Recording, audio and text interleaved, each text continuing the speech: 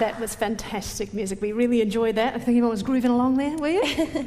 Did you wrote that last song? Yes, right? I did. It's probably one of my most recent original songs, Practical Magic. Very groovy. And the first one Thank as you. well? The first one, yes. Though you stole a little bit of it though, right? It's sort of a nod to, of course, Singing in the Rain. Gene I'm Kelly, a big yes, fan beautiful. of those old musicals. Now we want to learn a little bit about how you got started. I understand that your family are very musical as well.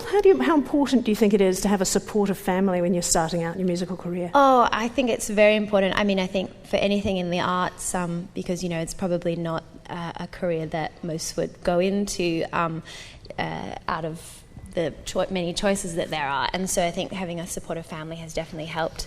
My parents don't play instruments, but they're great music appreciators, and what they did when I was younger with my other siblings, I'm one of four, is they had each of us play one instrument and play one sport, and I sort of dropped my sport a long time ago, but what was luckily your sport? It was running, actually, cross-country running. Thank goodness I don't do that anymore.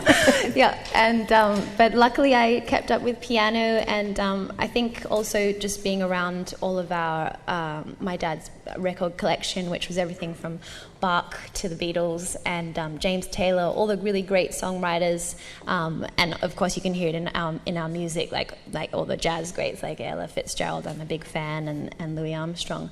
I think being around all of that music just helped really cultivate an appreciation for the art form, and as I grew up I found that I really loved performing and writing arrangements, and eventually started writing my own music from it. So when did you think you realised that you wanted this as your career? Oh gosh, it's been a gradual thing. I think if there's one moment when I really realised that it's something I could do, I remember it's when my dad brought home the Diana Krall album Live in Paris for me, because it was a successful female piano player singer, which is the sort of direction I was just starting to sing as well, and I realised that someone's doing this, and she's actually taken this old classic music and made it accessible for a modern audience.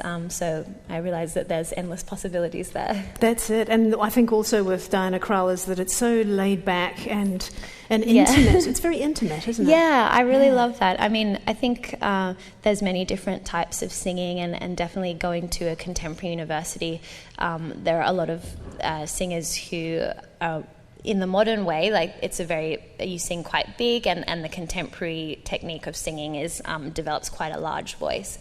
But I think, it's also really lovely to hear people like Norah Jones and Diana Krall really doing that intimate vocal still. And I think I really love doing that. Lovely. So what kind of jobs did you get started with? Well, I straight out of uni, I was very lucky. I started working full-time with it was actually a covers band, and I sort of what do they say? It was like a baptism of fire there, because I had to learn many, many songs in a short amount of time, and we were playing everywhere. But it was also great because, I was learning a lot from it, and I used that money. Actually, I saved up for about a year, and I used it to fund my first album, which, as you mentioned, was recorded at James Morrison Studios. Now, how on earth did that happen? Yeah, well, it was a cute little story. I was just, I think I got a little ping on Facebook message one day, and I saw it was from Judy Morrison, who I hadn't met yet. But you knew who she was at that stage? Oh, I knew that she was the wife of course, the great James Morrison. She's got connections. No, she's very lovely. And basically, my demo album had fallen into her hands via a mutual friend, and she invited me to come and perform, to record a few songs at the studio, at James's studio, and it turned into an album. And so that was my debut album, called If This Were a Dream. Fantastic. So have you got that one on sale out in the foyer? Yes, we do, and it's also available online and on my website. We have 2 albums at the moment, If This Were a Dream, and then we also have a live album which was recorded over the past 2 years at Foundry 616 and The Basement. And with this lovely band that you're hearing on stage, they're all featured on the album. And actually we're usually a bigger setup than this. We have 8-piece with a trumpet and another backing vocalist. So right. Yeah. Okay, so you can pick up the CD CD. The theatre audience can pick that CD up in the foyer if you need to. And you've got a gig at the Basement, 23rd of September. Yes, we'll be playing there on the 23rd of September. It's kicking off my Feeling Good tour. So we'll be doing one show in Sydney and then heading off to Melbourne, Brisbane and Hobart as well, and ending at the Wangaratta Jazz Festival. Awesome, okay. And you've got a trip to Nashville as well? That's right, I'm going to Nashville. I haven't been there before.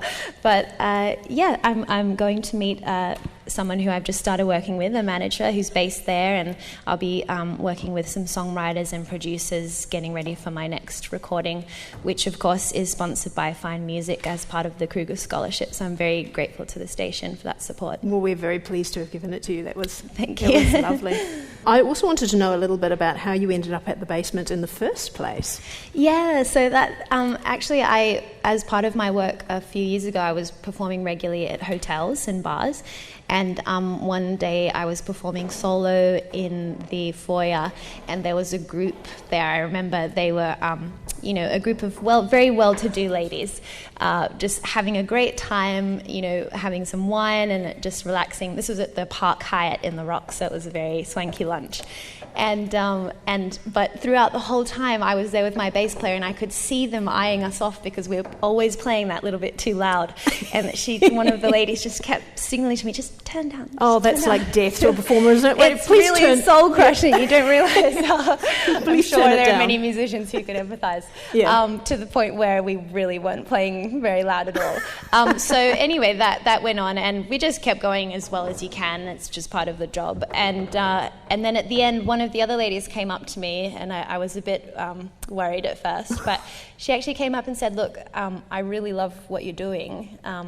Don't worry about my party, but I know that there are people in there who enjoyed it as well.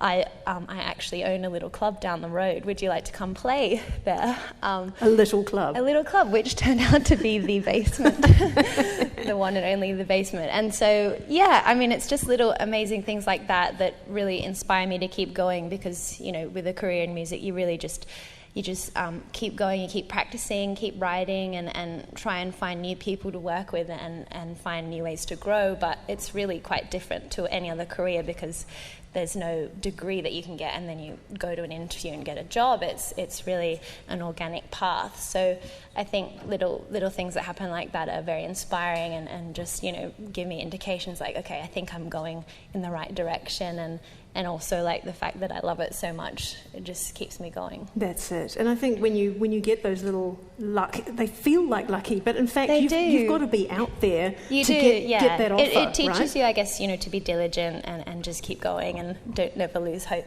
Even when you're doing a hotel lobby where people are telling you to be quiet. You really never know where you're going to be playing next.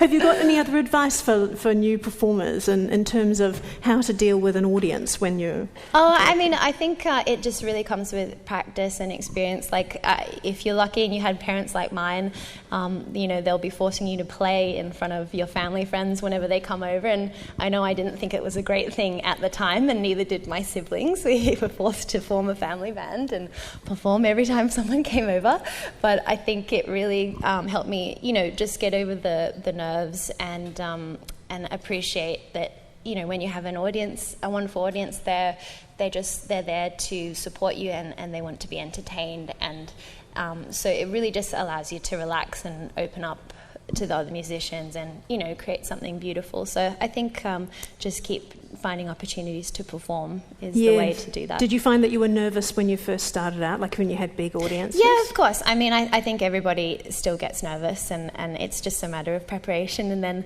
biting the bullet and going and having fun. And within the first song we feel warmed up, and it's really a joy to be playing. So. And I can see that you're communicating with your musicians all the way through that as well. So you're all having fun together. When you don't have a rehearsal. No, I'm kidding, we did. I'm sure you work very well together. But, it's not just all about, happy faces to the audience. You enjoy yourself right here. Yeah, right? And I think, I love playing with the guys in the band. They're all very talented and they have their own projects that they're doing. They play all over Sydney, and I'm very lucky to have them on my shows. Well, we're very lucky to have you as well, Frances. I want to thank you very much for being on our show. Would you like to give a hand to Frances Madden?